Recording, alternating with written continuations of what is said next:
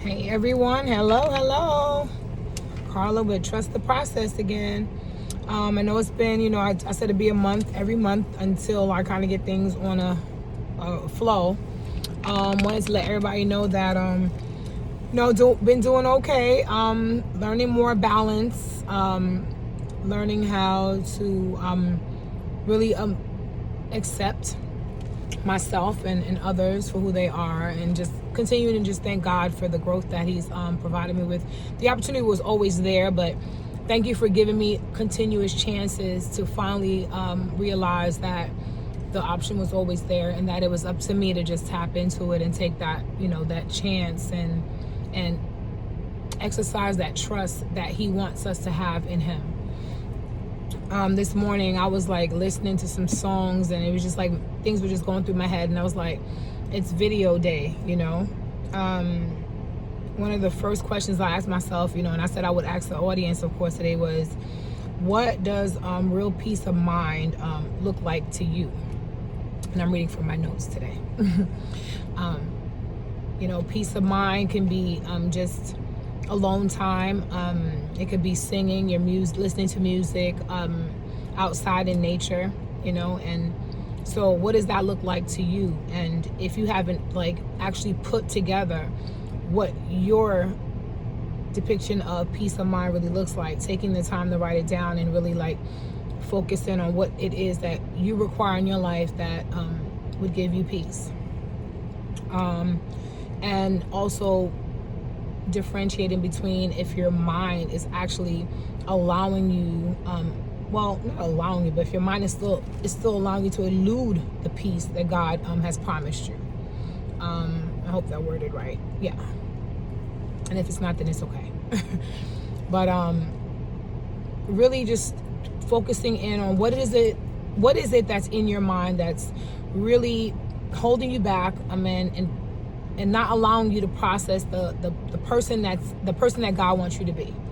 What is it that's blocking you from those things that you feel that growth is trying to burst out of you, and you're just blocking it. You're not allowing yourself to grow. And I know with growth, it's painful. You lose a lot of yourself. You lose a lot of the things that you were familiar with, and so that part of it can be very scary, trying to learn these new ways of navigating without the things that you were used to. And so and that's just from my husband dying. That's one of the experiences where I had to navigate without a spouse, and learn how to balance being a mom, somewhat of a dad, because I can never really be their father, but learning how to play that role to whatever level that I could play it, and being able to balance working, school, the children, and hopefully not letting anything fall by the wayside, which is very hard to do. And so at times, you think that you're handling everything, and you're really not. There are things that are still going to fall by the wayside if you have so many different roles to play. So finding peace of mind for me was the quiet, the stillness. I'm really going inward and really pulling out, a lot of the things that were really traumatizing me and tormenting me, due to the traumas. They were tormenting me and holding me in a place where mentally my mind was screaming for peace, but those memories and those experiences were blocking me from actually getting to that peace. And so I started to just really ask God to just help me and to cleanse my mind, and have make me think the way he wants me to think, which is with his mind and his way of being and his way of doing things. And the peace feels amazing. And I pray for everyone to get that same experience in their life, because it really does change the person you are from the inside. It really makes you take the time to see what parts of you that were showing up in the world in a negative light, and what areas that you needed to really dig deep into and work on, because those areas that you really need to dig deep into to work on are the ones that hurt the most. And I tell you, it's excruciating pain, but you need to do it. You know, you need to work on you. You need to focus in on what it is. And if the old stuff, you know, that you were doing that were, you know, got boring, then start some new stuff. You know, I never thought I would take up yoga a couple of years ago. I never thought that I would be, you know, into those types of things. Motivational speaking, always been doing that for years. But I never thought that I would really get into the point of where I was really just kind of jumping into so many different nonprofits and pursuing a psychology degree versus, you know, continue with my nursing. Just a lot of things that I didn't, you know, really see at that time. I knew there were purposes behind everything I had experienced in my life. I knew that, but it wasn't until I let God show me what it was that I was supposed to be doing that I was able to see, oh wow, these gifts have been in me all this time, and I just haven't been using them. And these experiences have shaped and molded me and strengthened me in so many ways. I mean, I'm a very fiercely independent woman. That's just me. And at times it could come off as really, really like strong. But, you know, when you've had to really like take care of your own stuff and do things on your own for a long period of time, you know, you become like that. So when you start to like try to bring that side of you a little bit down and calm it down a little bit, it takes practice. You know, it takes practice to not be solely like dependent on yourself. You know, sometimes you do need help. You do need a hand to help, and I had to learn that, you know, that I couldn't do it all by myself anymore, and that I needed others to step in and help me. You know, so those are the journey, the part of the journey that I was learning how to break down, especially after my husband got sick and died. I really got to a place where I was very, very like, I don't need anybody's help. I can do this for myself.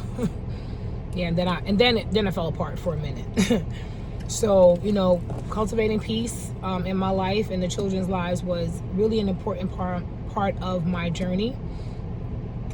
We still have our days of struggle. We still have our days where it's like lash out, you know, everybody's upset about something. Everybody's mood is shifting and changing. But overall, we're doing way much better than we were a few years ago. Much better. And I'm grateful to God for that. And I think that, you know, when you let go of those stories that you tell yourself that continue to really like hurt you and keep you in those core pains that, you know, you need to release, you need to purge, you know, you need to talk to somebody, you need to cry it out, go out in nature and scream if you have to, run, you know, anything that could bring that out of you, because those things are so detrimental to our health and, you know, cause a lot of heart issues and mental issues. And you see people walking around with, you know, schizophrenia and all these different bipolar disorders and borderline personality disorders, and you wonder why. You know, a lot of people have a lot of traumas that they've not dealt with, and so the mind tends to just start to produce all these new personalities to kind of deal with each thing differently. And so you see someone walking around with mental illness and you're like, oh, they're crazy. No, they're traumatized and they can't really process what has happened to them. And it can be numerous things have happened to them and they really just can't process it. So, you know, having compassion and having empathy towards people that do suffer in those ways, and loving them because if they could help it, they would, you know, and just praying for them on a daily basis and asking God to really step in and help them to heal from those hurts, because those are the core issues that majority of the time lead to mental illness. And just really, you know, understanding that everyone's trauma, though they're different, and, you know, the experiences, you know, that we have are different, but the experience that we have is subjective to us. And so my pain threshold may be way, you know, higher than someone else's, or it may be lower than someone else's, you know. So understanding that we have to meet people where they are, give them the time to go through their process at whatever pace they think they need to go through it at, and, you know, not rushing anyone to heal, because everyone has to heal at in their own time, you know. And people could have told me for 7 years, I mean, this is going to be 7 years this month, you know, and People could have told me for years, you need to get over this. Your husband passed away 5 years ago or 4 years ago. Well, you know what? No one has a timestamp on grief.